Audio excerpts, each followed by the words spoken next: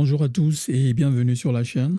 Dans cette vidéo, je vais vous montrer comment vous pouvez superviser votre infrastructure réseau avec Zabbix Server qui sera installé sur Ubuntu Server 24.04.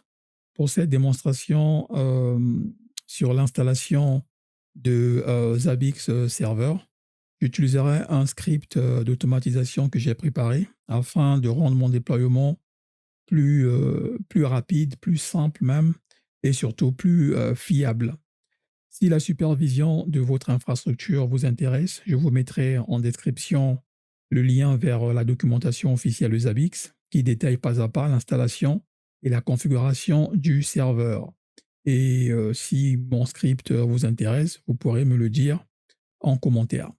Avant de télécharger l'ISO Ubuntu Server 24.04, nous devons d'abord savoir qu'est-ce que Zabbix.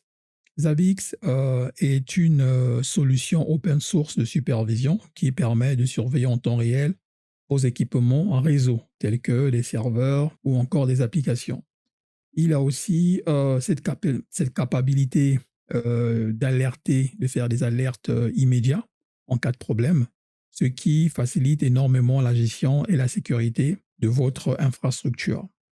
Cela mis de côté, nous allons maintenant télécharger notre ISO Ubuntu Server 24.04. Donc, vous allez exécuter votre navigateur web. Vous allez ensuite aller dans la barre de Google et vous allez entrer Ubuntu Server téléchargement. Vous allez ensuite cliquer sur le premier lien et ici, nous sommes bien sur le site officiel de Ubuntu. Donc, nous avons la version Ubuntu 24.04.3 LTS et nous avons notre bouton de téléchargement et nous avons la taille de notre serveur qui fait 3 Go. Nous allons simplement cliquer sur le bouton de téléchargement, attendre patiemment.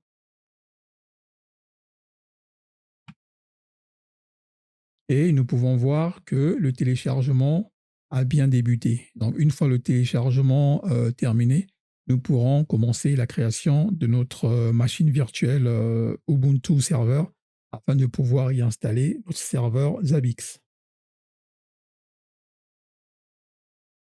Le téléchargement est terminé. Nous pouvons baisser notre fenêtre et nous pouvons ouvrir notre logiciel de virtualisation. Pour ma part, j'utilise VMware Workstation.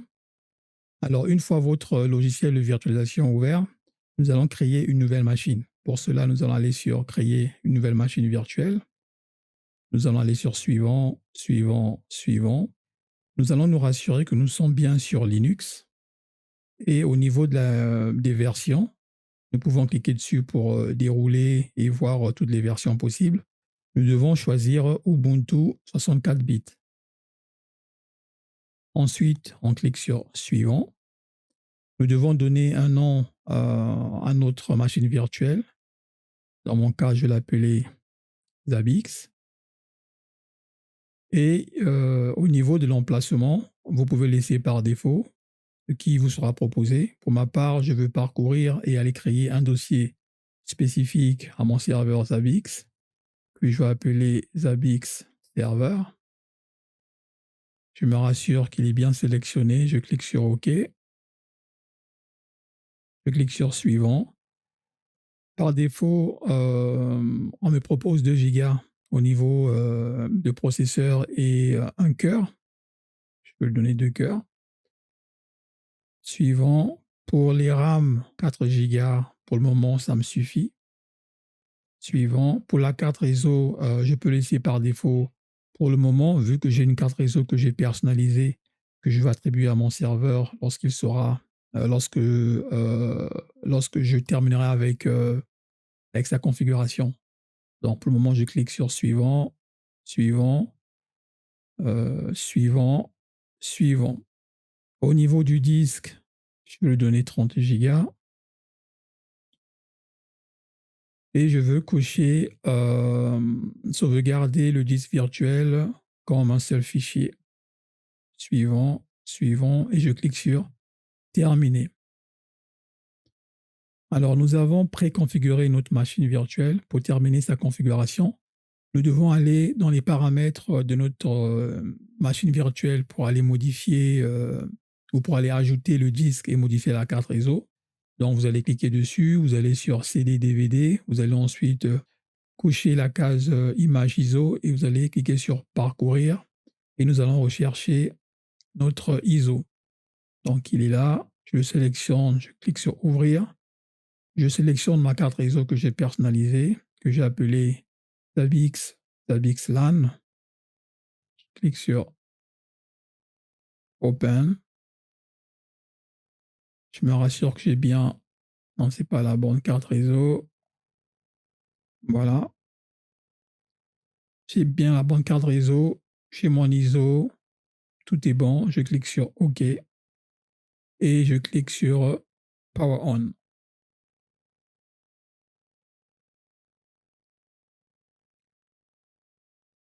Alors ici, je vais laisser tel quel. Je clique simplement sur Entrée.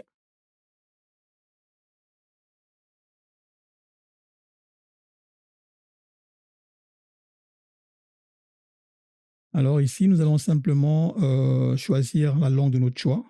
Moi, je laisse l'anglais par défaut. Au niveau du clavier, donc ici, vous allez plus jouer avec le clavier. Vous allez appuyer la touche, la flèche du haut de votre clavier pour aller changer la langue du clavier. Si vous avez QWERTY, vous laissez en anglais. Si vous avez AZERTY, eh bien, vous allez sur le layout, vous allez cliquer sur Entrée et vous allez choisir French. Vu que j'ai un clavier AZERTY, donc je prends French, je clique sur Entrée, je clique sur Tabulation et ensuite, une fois que Done est sélectionné, je clique sur Entrée. Ici, je n'ai rien à faire, je clique simplement sur Entrée. Alors ici, nous allons configurer notre carte réseau. Nous allons nous rassurer que notre carte réseau est bien configurée en statique. Donc pour cela, nous allons appuyer la flèche du haut du clavier pour aller sélectionner notre carte réseau qui est la ENS33. Ensuite, on clique sur Entrée et nous allons choisir Modifier IPv4, Entrée. Nous allons simplement cliquer sur Entrée et nous allons choisir Manuel, Entrée. Nous allons appuyer la touche Tabulation. Au niveau du subnet, nous allons mettre l'adresse réseau. Donc, si vous ne connaissez pas votre adresse réseau, c'est simple. Si votre routeur, si vous faites exactement ce que je fais, vous repartez sur votre routeur. Nous pouvons voir notre carte réseau qui est la LAN ici, a une adresse IP en 172.16.16.62/2626, c'est le CDR, donc le masque sous réseau qui finit par 255.255.255.192. Donc, vu que la dernière adresse IP ici en 62, donc l'ID réseau, c'est 0. Donc, c'est un réseau de 62 adresses IP utilisables, vu que 63, c'est le broadcast. Donc, nous allons repartir sur notre serveur, Tabix, et nous allons, bien sûr, il faut vous rassurer que le pavé numérique est allumé. Donc, je vais mettre 172.16.16.16.0. Je mets un /26. Ensuite, j'appuie sur Tabulation. Et ici, je veux donner à mon serveur une adresse IP. Donc, vu que mon routeur est en 62, moi, je veux donner mon serveur Zabbix 61. Ensuite, j'appuie Tabulation. Le gateway, c'est la passerelle. Donc, c'est l'adresse IP de notre routeur. Donc, mon routeur est en 62.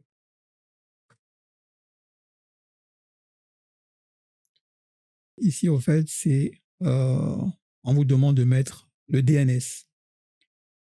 Donc, vous pouvez mettre autant de DNS séparés par une virgule. Donc, moi, je prends celui de Cloudflare. Voilà. J'appuie sur tabulation pour aller sur Save et je clique sur Entrée. On peut voir que mon adresse a été bien prise en compte. On peut voir statique, qui veut dire elle a été enregistrée manuellement. J'appuie sur tabulation pour aller sur Done. Pas de proxy encore, mais simplement Done. Alors ici, il va vérifier que la carte réseau a été bien configurée. Ensuite, je clique sur Entrée. Je vais enlever le paramétrage du disque comme LVM Group. Voilà. Ensuite, j'appuie sur Tabulation et je clique sur Done, donc Entrée. Alors ici, c'est simplement un résumé. Si vous avez des modifications à faire ou pas, sinon vous appuyez sur Entrée. Alors ici, il vous dit que vous êtes prêt à sélectionner Continuer. Si vous le faites, vous ne pourrez plus repartir en arrière et votre disque sera formaté. Je dis OK, donc je sélectionne Continue et je clique sur Entrée. Ici, nous allons entrer le nom de l'utilisateur, donner le nom à notre serveur et nous allons donner un mot de passe. Donc moi, je vais faire simple. Je vais juste écrire Zabbix comme username. Le nom de mon serveur, je mets serveur Zabbix. Et le nom de l'utilisateur dans le username, je mets simplement Zabbix. Et j'entre mon mot de passe.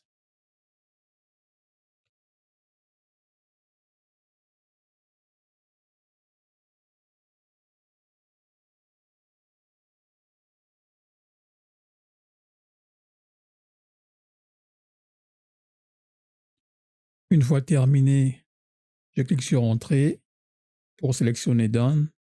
Une fois de plus, Entrée. Alors ici, vous laissez tel quel. Cliquez simplement sur Entrée. Pour ma part, je vais sélectionner le serveur, l'installation du serveur SSH. Si vous savez ce que vous faites, tant mieux. Sinon, faites la même chose que moi. Ensuite, je clique sur Tabulation et je clique sur Entrée. Ici, je laisse tel quel. Je n'ai rien à sélectionner. J'appuie directement sur Tabulation et sur Done. L'installation du serveur Ubuntu va débuter. On se retrouve juste après.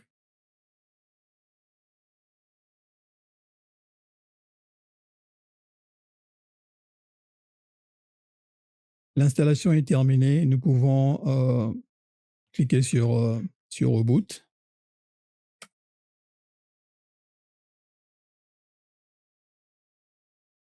Alors ici, c'est pas grave. Cliquez simplement sur Entrée. Au fait, c'est parce que le disque n'a pas été retiré. Donc, on clique simplement sur Entrée pour continuer l'installation de notre serveur Ubuntu. Je vais maintenant me connecter avec l'utilisateur et le mot de passe que nous avons défini un peu plus tôt. Zabbix, pour ma part. Avant de continuer, je prends un snapshot de ma machine virtuelle. C'est une étape de sécurité qui me permettra de revenir en arrière si quelque chose se passe pas comme prévu. Donc pour ce faire, dans la barre de sécurité VMware, voilà, et je clique sur Take a snapshot et je termine. Comme je veux disposer de tous les privilèges nécessaires à l'administration complète du système, j'active le compte route et je lui attribue un mot de passe. Pour ce faire, je tape la commande sudo -du6 i. Donc, vous devez mettre un espace entre sudo et le tiret. Vous appuyez sur Entrée. Ici, je vais entrer le mot de passe de mon utilisateur Zabbix.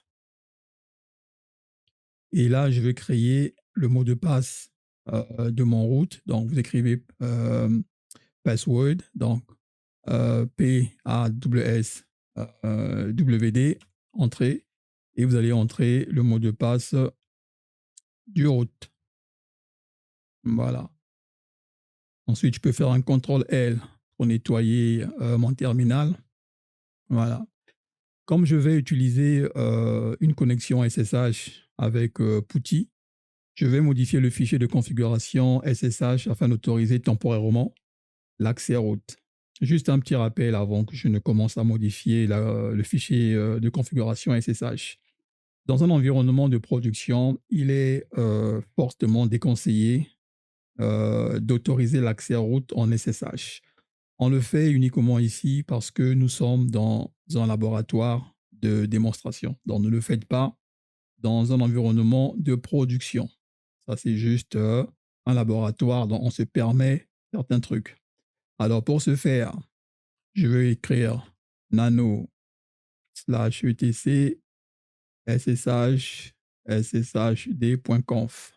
Je clique sur entrée, je descends, voilà, je m'arrête ici sur cette ligne, je la désactive, donc j'enlève ça s'appelle quoi? Le tag, voilà, comme ça là il est activé et je veux supprimer mot de passe, login interdit.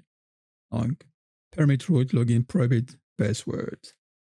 Donc, c'est ça qu'on doit supprimer. Et au lieu d'être interdit, nous allons mettre yes. Donc, OK, on lui donne la permission. On va cliquer sur, on maintient la touche contrôle. Nous devons enregistrer. On appuie sur O. Ensuite, vous appuyez sur entrée. Et ensuite, pour sortir, vous appuyez CTRL X. Et ici, nous devons redémarrer le service SSH. Pour ce faire, on va écrire systemctl restart ssh.service. On appuie sur entrée. Nous avons redémarré le service SSH. Je pense que là, tout est bon. Tout ce qu'il nous reste à faire, c'est de mettre à jour notre serveur Ubuntu. Pour cela, nous allons utiliser la commande apt update. Nous allons mettre E apt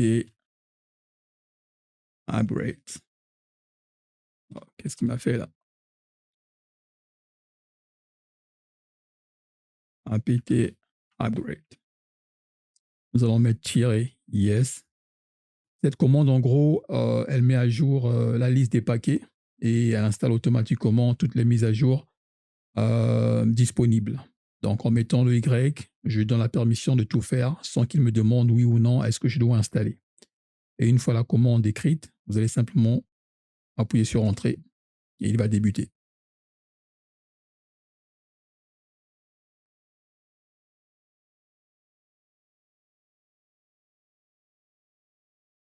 Voilà, l'opération est terminée. Là, ce que je vais faire, je vais redémarrer mon serveur et on se retrouve juste après le redémarrage. Pour ce faire, je tape simplement Reboot. Voilà, à partir de maintenant, on peut dire que notre serveur Ubuntu est maintenant parfaitement fonctionnel. Alors, je n'ai plus besoin d'entrer le nom de mon utilisateur et mon mot de passe sur l'interface du serveur Ubuntu. Tout ce que j'ai à faire, c'est d'ouvrir mon logiciel Putty, donc qui est là. Donc, Putty, c'est simplement un logiciel. Bon, déjà, il est gratuit. Hein. Il est gratuit, il est très pratique. Il permet d'établir des connexions SSH et Telnet depuis un ordinateur Windows. Donc, grâce à ce logiciel, je pourrais facilement copier-coller mes scripts et aussi travailler, on va dire, plus confortablement. Alors, je parle beaucoup de SSH. Alors, SSH, c'est simplement un protocole qui permet d'établir une connexion sécurisée à distance entre ma machine locale et mon serveur Ubuntu. Donc, ici, tout ce que j'ai à faire, c'est de rentrer. D'abord, je vais sur Apparence. On va essayer d'agrandir notre terminal. Je veux mettre, on va mettre 18, on va mettre 16. OK. Je repars sur Session. Alors ici, nous allons entrer le mot de passe de notre serveur Ubuntu, et plutôt l'adresse IP du serveur Ubuntu. Et au niveau ici, pour faire plus beau, nous allons donner un nom. Nous allons sauvegarder. Comme ça, à chaque fois que je voudrais utiliser Putty, j'aurais plus à mettre l'adresse IP. Je pourrais simplement cliquer sur le nom Zabbix ou double-cliquer pour qu'il m'ouvre le terminal. Donc ensuite, je sauvegarde et je clique sur Open. Alors ici, j'ai mon terminal. Je vais l'agrandir. Je vais entrer route et son mot de passe, que je l'ai bien saisi. Non, je m'en doutais, j'ai fait une fausse manip. Voilà. Donc pour faire propre, je maintiens CTRL, j'appuie sur L. Alors ici, tout ce que je veux faire, euh, je vais copier mon script d'installation, mon script d'installation Zabbix Server, et je vais le coller dans mon terminal. Et ici, je vais simplement cliquer sur Entrée.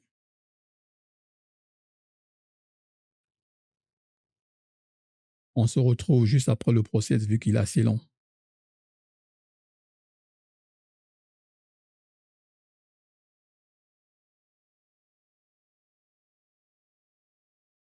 L'installation est terminée. Nous allons ouvrir notre navigateur. Ici, je vais entrer l'adresse IP de mon serveur 61/Zabbix et je clique sur voilà. Temps pour moi.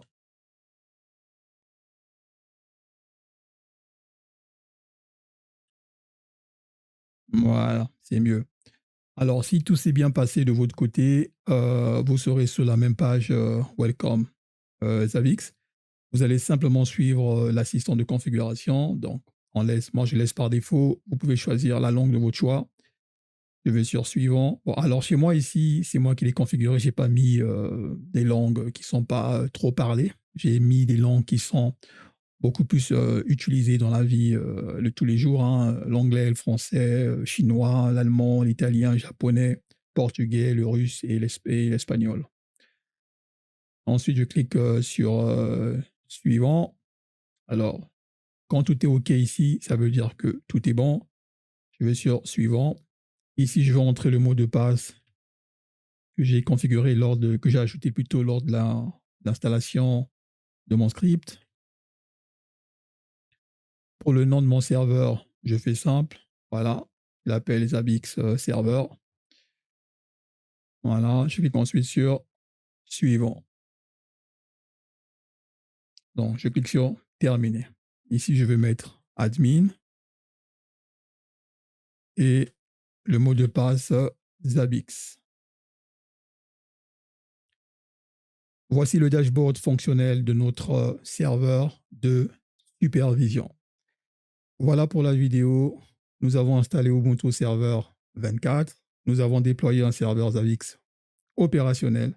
Dans la prochaine vidéo, nous allons connecter notre serveur Windows et notre routeur PF5 à Zabbix pour les superviser en temps réel. Si cette vidéo vous a aidé, n'oubliez pas de liker, de vous abonner et de partager à vos collègues. Merci d'avoir suivi ce tuto et je vous dis à très bientôt.